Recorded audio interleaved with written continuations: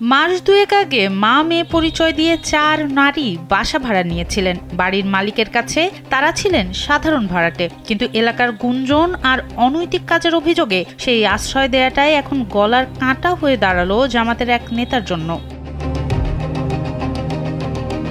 শুরুটা হয় যৌনকর্মীকে বাসা ভাড়া দেওয়ার অভিযোগকে ঘিরে। ভাড়া দেয়া ওই বাসায় কারা থাকেন, তারা কি পেশায় জড়িত, এই প্রশ্ন থেকেই জন্ম নেয় বিতর্ক। দীর্ঘদিনের নীতি আর আদর্শের প্রশ্নে কোনো ছাড় দিতে রাজি হননি সংগঠনটির নীতি নির্ধারকরা। সাবেক পৌর আমির মাওলানা মাইনুল ইসলাম মান্নান জানান, সংগঠনের নিয়মকানুন ও নীতিমালা মেনেই দল করতে হবে। সেনসেশন ক্লাসিক স্ট্রবেরি ও কফি ভ্যারিয়েন্টে কুয়াকাটাকে একটা নোংরা পরিবেশ সৃষ্টি করার জন্য যেই কার্যক্রম চলতেছে, আমরা তার বিরোধিতার কারণে আমরা বিরোধিতা করি এবং এখানে আমাদের শক্ত অবস্থান থাকবে বাংলাদেশ জামাত ইসলামী এবং কুয়াকাটার সমস্ত সর্বস্তরের মানুষদেরকে নিয়ে। তো সেই ক্ষেত্রে যেহেতু জামাতের একজন কর্মী একটা ওয়ার্ড সভাপতি যেন কাজে সহযোগিতা করতে পারে, এটা আমরা মানতে পারি না এবং সংগঠন মানতে পারে না। এরপরই রাজনৈতিক পরিচয় আর পদ পদবি এক মুহূর্তেই ধুলোয় মিশে গেল ওই নেতার। নৈতিকতা ভঙ্গের দায়ে তাকে দল থেকে বহিষ্কার করা হয়। পটুয়াখালীর কুয়াকাটা পৌরসভায় সোমবার এ নিয়ে তোলপাড় সৃষ্টি হয়। বহিষ্কৃত মোহাম্মদ হালিম ৫ নং ওয়ার্ড জামাতে ইসলামের সভাপতির দায়িত্বে ছিলেন। কলাপাড়া উপজেলা জামাতের এক বিশেষ রোকন বৈঠকে তাকে বহিষ্কারের চূড়ান্ত সিদ্ধান্ত নেওয়া হয়।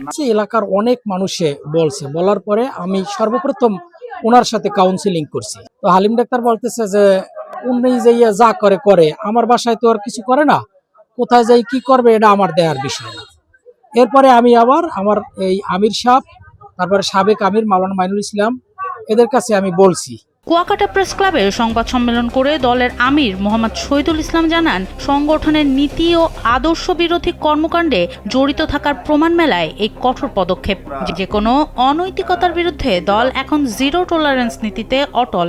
অনৈতিক কাজে জড়িত থাকার অপরাধে বাংলাদেশ জামাতে ইসলামী কুয়াকাটা পৌর শাখার ৫ নং ওয়ার্ড সভাপতি মোহাম্মদ আব্দুল হালিমকে সংগঠনের সকল পদ ও পদবি থেকে স্থায়ীভাবে বহিষ্কার করা সিদ্ধান্ত গ্রহণ করা হয়েছে। বহিষ্কৃত হালিম নিজেকে নির্দোষ দাবি করে বলছেন, ভাড়াটেদের গোপন পরিচয় জানা তার পক্ষে সম্ভব ছিল না। বিষয়টিকে ষড়যন্ত্র হিসেবে দেখছেন তিনি।